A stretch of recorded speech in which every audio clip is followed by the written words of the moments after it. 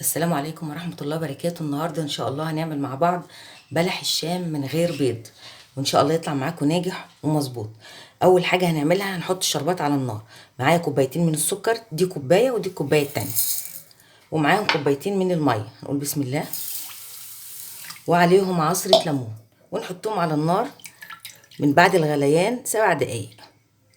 هتعدلهم 7 دقايق من بعد الغليان. انا هبدا اضيف للشربات بتاعي او السيرب بتاعي معلقه من عسل الجلوكوز اللي احنا عملناه مع بعض. نقول بسم الله، عشان ده هيديله قوام تقيل، علشان الحلويات الشرقيه بتحتاج لقوام تقيل للعسل بتاعها عشان يثبت عليها بالشكل ده كده. وهقلبه معاهم وهسيبها تاخد غلوه. شايفين ما شاء الله كان ناجح جدا اهو.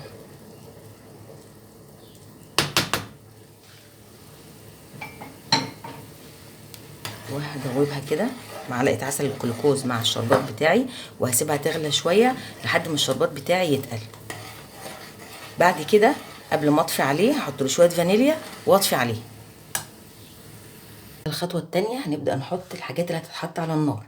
هنقول معايا كوبايه ونص من الميه، معاهم معلقه ونص كبيره من السكر وذره ملح، وعليهم معلقه ونص من الزيت، معلقه كبيره ونص من الزيت. هنقول بسم الله،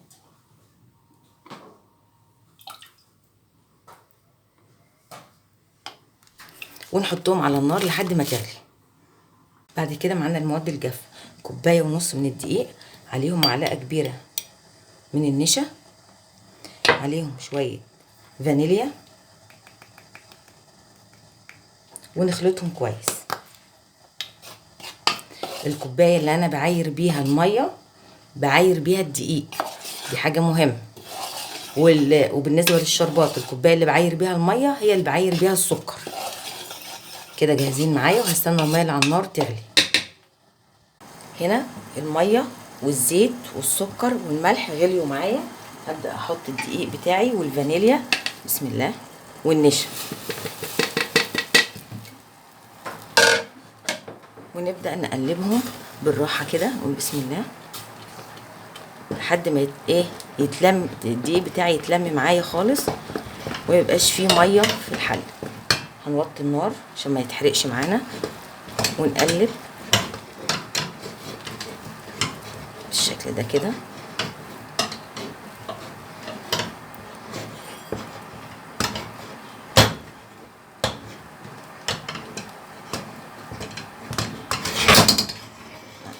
الحله بتتحرك بس شويه لحد ما الدقيق اللي معايا يختفي من الحله.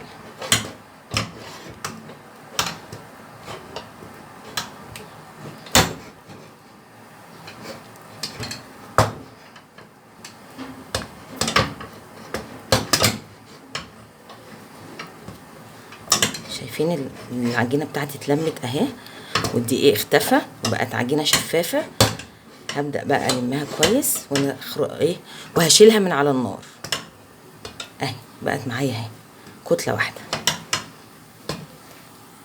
انا دلوقتي سبت العجينه بتاعتي هديت شويه، بس هي لسه دافيه، عشان هبدا اعمل لها خطوه مهمه جدا.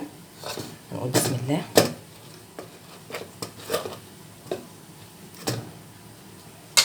هبدا اعجنها عشان انعمها بالشكل ده، وهي لسه دافيه كده.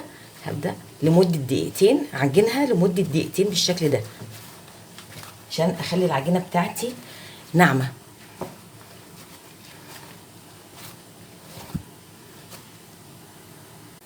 ده قوام العجينه بتاعتي ما شاء الله، بقت ناعمه خالص ازاي، طريه. هنبدا بقى نحطها في الكيس. الصينيه بتاعتي مدهونه شويه زيت خفيف خالص، ونبدا نشكلها. نقول بسم الله،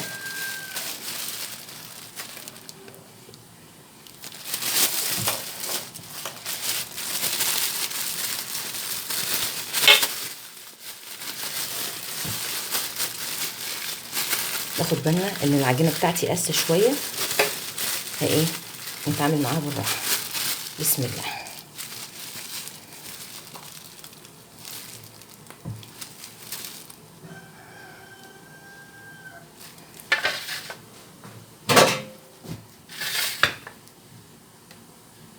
تعملي بقى الحجم اللي انت عايزاه.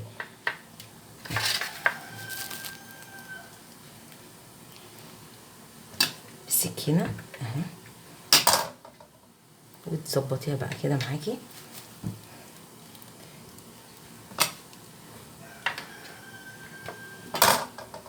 وهنعملها كل الكميه بتاعتنا بنفس الشكل، وهنسيبها لحد ما نخلص كل العجينه اللي معانا، وبعد كده نبدا نحمرها في الزيت اهي.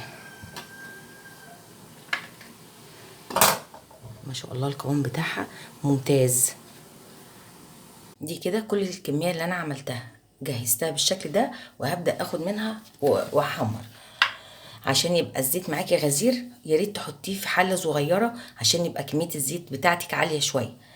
ده قوام الشربات بتاعي، شايفين بيكون تقيل بالشكل ده.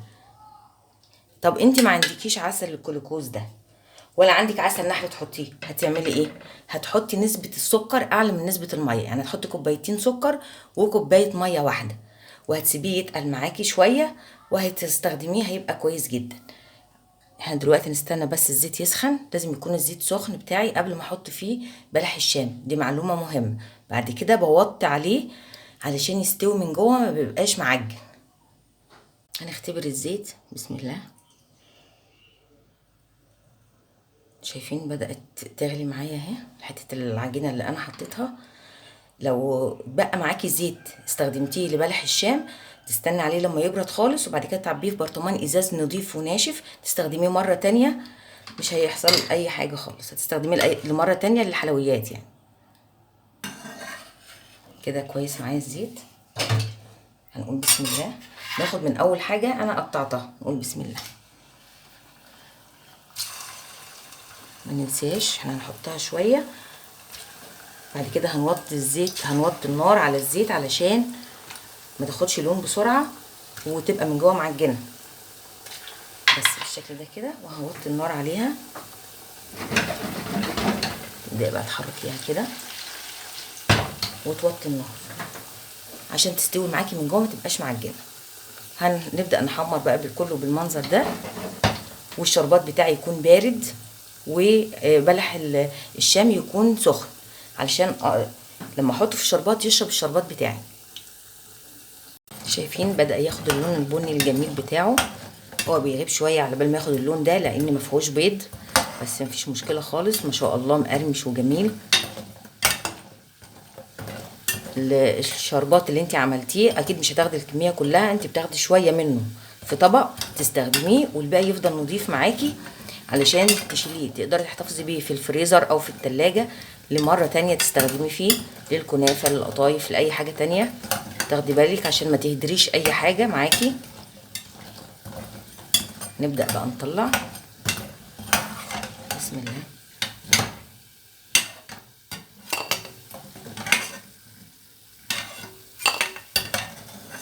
زي سامعين صوته في الطبق، حاجه جميله. هنحطه بقى في الشربات على طول، ونبدا نحط كميه تانية للزيت.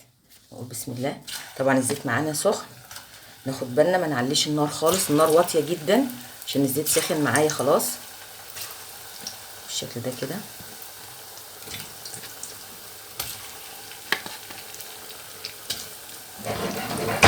نديله تقليبه كده عشان نوطي حراره الزيت شويه. النار واطيه خالص شايفين عشان يستوي معايا من جوه يبقى كويس. نقول ما شاء الله كده.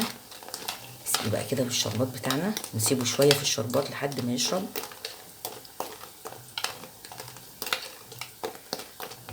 وهنبدا نعمل كل الكميه بنفس الطريقه. هنسيبه شويه في الشربات علشان يشرب منه.